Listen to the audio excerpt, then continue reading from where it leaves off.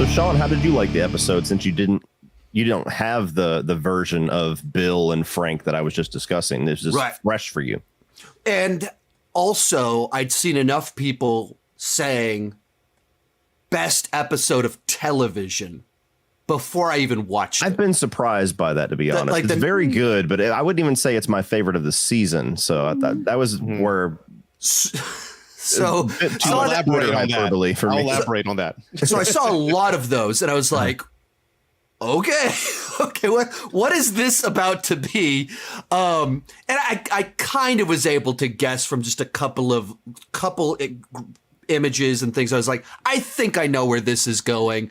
And then, it's post-apocalyptic, the introduction to Up, as a basically feature length. Yeah, Carl and Ellie. And it's that, except, with the zombies and raiders occasionally stopping by, causing trouble.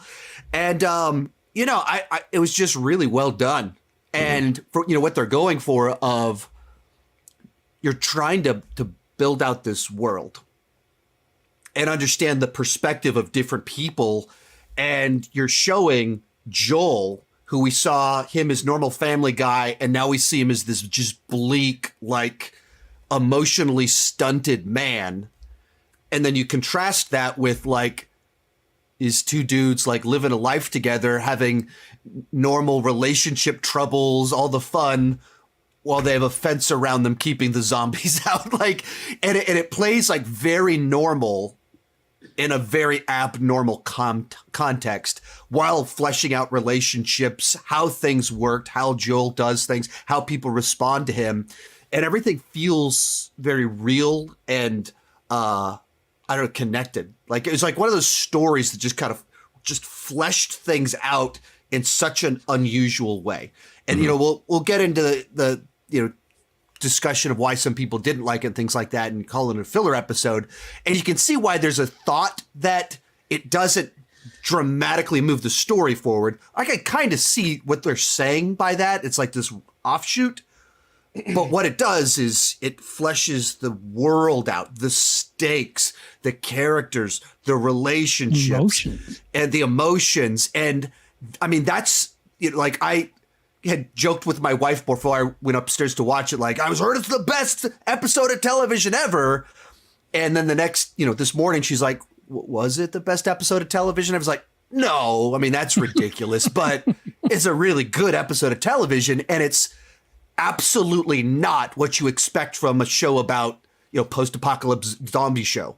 It's not at all what you expect. It's it's that Up comparison. He's like, what? And so I just literally was excited to talk about it and walked through the whole plot of the episode with her. And she's like, that's what the episode was? I was like, yeah, it pauses. And even as describing the language of what Joel's like, she's like, oh, that's really interesting. She's really interested in hearing about it and the complexity of the characters.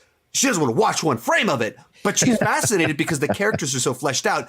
And that's what an episode like this does, where you have, a little note where someone says, oh, I never liked you, but I respected you. And you know exactly what all of that means. They set up that moment so well that he's on his deathbed and he thinks, call Joel, call Joel. Mm-hmm. And he immediately thinks that. No pausing. Oh, I don't like that guy, but of course, he's the person that I want to take care of, the only person on the planet that I care about. And it's just this little self-contained story in a lot of ways, but it does so much for making everything else matter in the show. And even getting those final moments of Joel's response to Tess in the previous episode has new weight now. Yeah. His responsibility to this girl has new weight now in light of this story about something else, and seeing how that other guy that obviously has parallels to Joel, obviously, big time. Obviously, it's supposed to be there. And that guy learned how to care about someone, and there's a bridge over to Joel, obviously. Mm-hmm. And so filler episode, it doesn't dramatically move the plot forward. It's so crucial on so many other levels.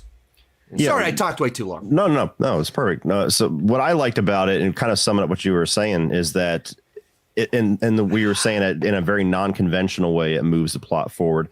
I felt like it was strange how it it progresses the character dynamic between Joel and Ellie without them even being there. Right. Like it gives you this kind of a side story of a similar-ish kind of dynamic with two characters. And since we don't have all these extended gameplay sequences where we're walking around and we're, opening up cabinets and going underneath clickers and everything like that to kind of slowly build out their relationship over time, you get moments like this where they're not even there, but you understand mentally where the characters have changed from episode 2 to the end of this one because of Bill and Frank. And that's why I really enjoyed what they did with this one. I knew when I first watched it, I was like, that's going to be the one.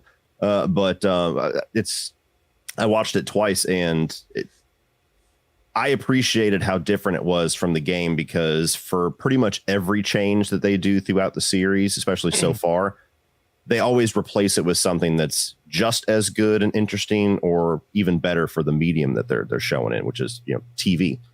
I agree with everything you guys are saying. And I kind of want to dictate or talk about 2 quotes from that. Bill pretty much says one saying, "I was never afraid of anything until I met you." And then the whole one about like, "You were my purpose," that all goes to Joel and Ellie. Like even towards the very end where you see the door close, that's kind of symbolism that there's no way out of this, Joel. Like this is your purpose. This is your destiny, to take this kid across country to the Fireflies.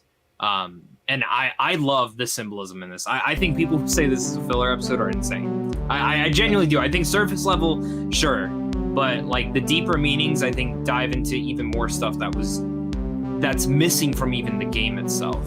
But you couldn't do it in the game. You could never do this in the game. It'd be almost impossible. It'd be too boring. So. Totally with you.